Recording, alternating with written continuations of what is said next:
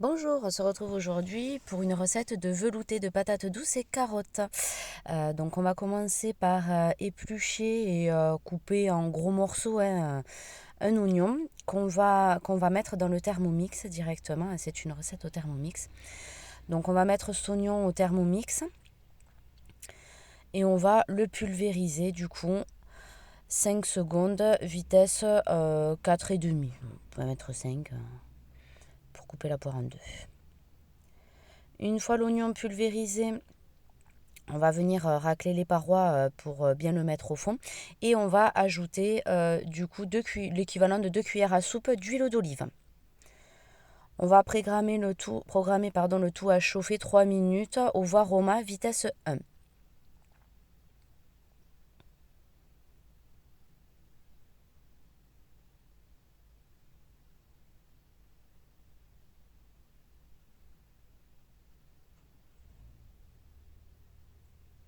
Pendant ce temps, nous, on va couper les légumes.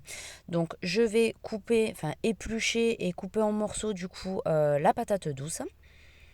Je vous l'ai mis à l'accéléré, ça prend un certain temps, du coup. Voilà, on va le rajouter, du coup, au Thermomix, le contenu.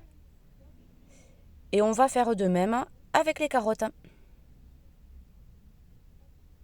Voilà, on rajoute dans le Thermomix aussi. On va venir rajouter 500 g d'eau,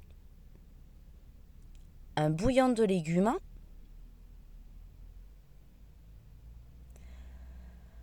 Voilà, j'ai raclé les parois un petit peu, vous voyez. Hop, et on va le mettre du coup à chauffer tranquillement 15 minutes à 100 degrés, vitesse 2.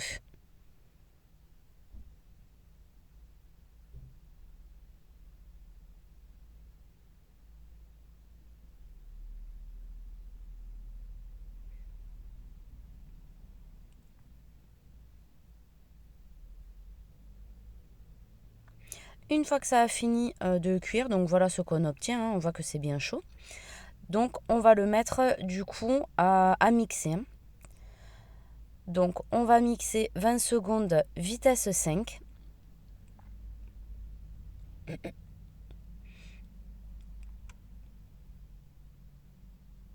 Je vais aller un petit peu loin. Et on va augmenter progressivement la vitesse sur ces 20 secondes jusqu'à atteindre la vitesse 9. Voilà, pour bien obtenir quelque chose de bien mousseux.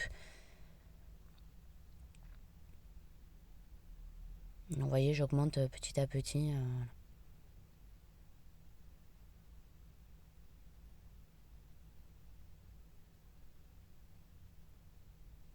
Une fois le mixage fini, donc voici le résultat. Et on va venir ajouter les aromates. Donc d'abord, on va commencer par 85 g de crème fraîche.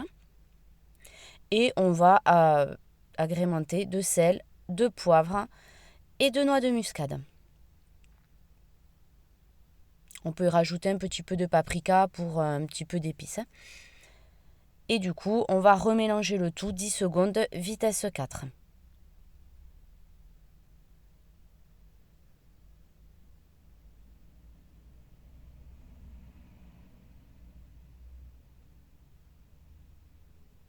Voici ce qu'on obtient. Donc moi, voilà, je me suis directement servi pour le soir même. Et après, le reste, je le mets dans une carafe. Comme ça, je me l'étale sur plusieurs jours parce que je suis la seule à aimer ça. Donc, je m'en prive pas quand même de le faire. Donc, à servir, moi, j'agrémente un petit peu. Vous allez voir après mon bol, j'y mets un petit peu de fromage râpé. Vous pouvez y mettre des croûtons selon votre convenance. Vous pouvez y rajouter de la crème fraîche pour plus de gourmandise. C'est selon votre convenance à vous. Et voilà, vous allez voir que ça en a ravi plus d'un du coup. Voilà, Falco a léché tout le bol et c'est bien régalé.